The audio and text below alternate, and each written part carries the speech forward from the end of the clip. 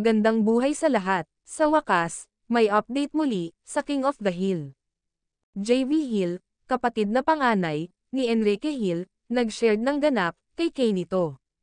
Hill family dinner with relatives from Cebu. Makikita dito na ang saya-saya, nakikipagkwentuhan si Ken habang sila ay kumakain. Samantala, ayon sa nakalap nating info, Liza Soberano, busy, at tahimik na gumagawa ng bagong proyekto sa ngayon. Nasa Los Angeles pa, hanggang ngayon, ang dalaga. At kasama niya pa din doon, ang fave mama nito, na si Renz Pangilinan. Aabangan natin guys, at suportahan, ang susunod na proyekto, ng Liz Ken. Gaya ng sabi ni Liza Soberano, sa kanyang interview. 7.